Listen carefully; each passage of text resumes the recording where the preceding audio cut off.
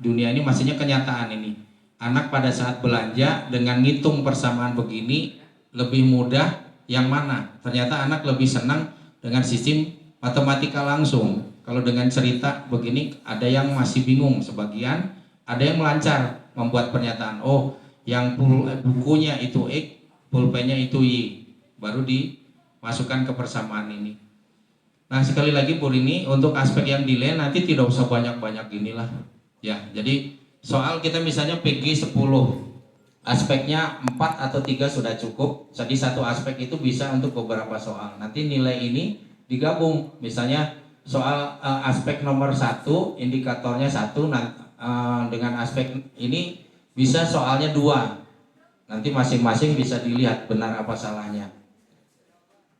Ini gambarannya kalau soalnya bentuk uraian, tapi kalau soalnya berbentuk PG lebih mudah sebetulnya menganalisisnya, ya, mengevaluasinya. Karena kemarin kita diberi yang begini, yang mau nggak mau terakhirnya. Ada lagi Bu? Ya sudah mulai bingung. Kalau bingung kan berarti mikir. Jadi tadi di garis bawah Ibu, anak yang bertanya di kelas itu anak yang hebat, bukan yang on. Karena dia dua, mikir mau nanya apa dan pingin mikir tahu jawaban apa yang ditanya. Jadi kita pancing anak, yuk yang mau nanya, mau jawab, mau maju, itu sudah bagus, kita berikan nilai. Tapi yang diem saja disuruh nggak mau, nggak bisa, nah itu yang parah, yang susah.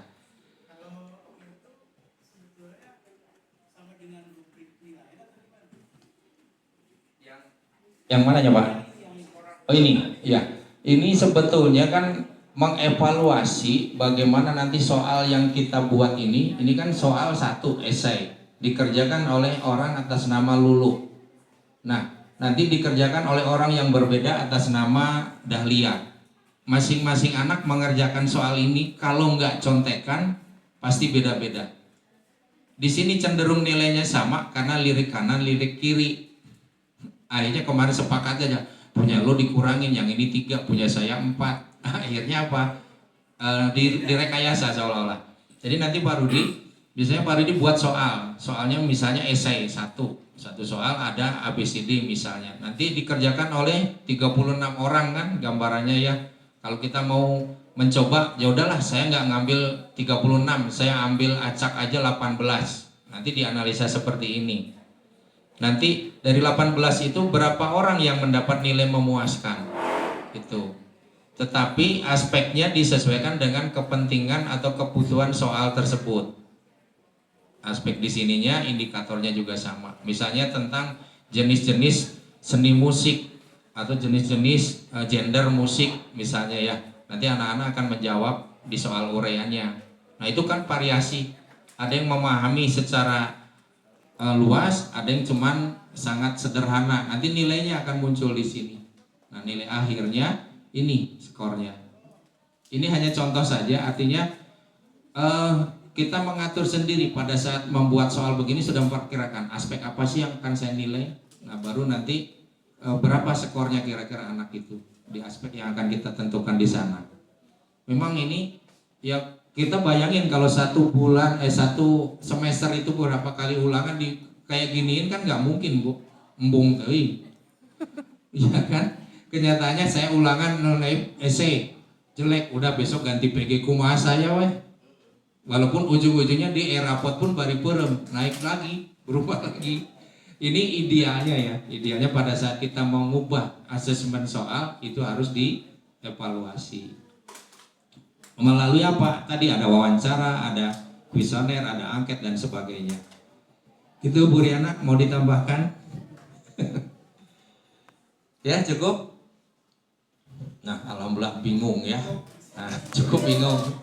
Nanti kalau misalnya ada kegiatan lanjutan pada saat fintech dan sebagainya, nanti sharing saja. Saya juga kemarin sebetulnya nggak paham-paham amat, cuman dilihat orang kok kayaknya bisa. Bentar-bentar suruh ngomong. Padahal yang saya omongin juga nggak ngerti saya. Tapi mereka nunduk Bu, percaya bahwa saya bisa pada ngawur. Karena apa? Percaya diri. Jadi kemarin itu variasi banget. Ada anak yang masih muda-muda, ternyata mereka menggantikan yang seniornya karena ada halangan. Terus ada yang yang sudah senior, sepuh banget, senior usianya sama sekali nggak bisa mikir, diem membisu, nggak ngerti. Ada juga yang aktif, tapi alhamdulillah di situ kita silaturahmi. Satu intinya kita bersyukur, kita menjadi guru. Guru itu pelukis masa depan. Jangan pernah bosan untuk mengajak anak berbuat kebaikan. Jangan mengejar orang hebat, tapi jadilah orang bermanfaat. Tidak perlu jadi orang yang sukses, tapi minimal kita bisa membawa akses kepada kebaikan ke orang lain, anak-anak ya. Terima kasih, cukup ya. Terima kasih waktunya sekali lagi. Nanti insya Allah untuk Bu Ois dengan Bu Riana dengan Bu Muti, kalau misalnya ada dari guru penggerak, nanti kita sharing-sharing saja, karena saya sekarang sudah punya kaosnya. Berarti saya sudah harus masuk. Ternyata itu tadi di RTL tanggal 20 dan 20 sampai 20 itu 22 November harus lokakarya. Bu Mutiara, kalau Bu Mutia, kalau lokakarya itu ngapain Bu? Diskusi ya? Sama kayak gini Pak. Oh kayak gini, waduh ngomong lagi nih. Ya insya Allah nanti kita jalani saja. Yang muda-muda semangat ya, Pak Sansan, Pak Egi, yang sedang tes mudah-mudahan lulus semua. Kemudian yang mengenai Dapodik dan sebagainya nanti insya Allah di Januari Bu Rima, Bu siapa lagi, Bu Putri masuk ya. Kemudian yang baru-baru Bu Nia, Bu siapa lagi, Kirana, yuk kita majukan SMP William. Jangan segen, jangan lihat saya takut karena kumisnya udah jinak.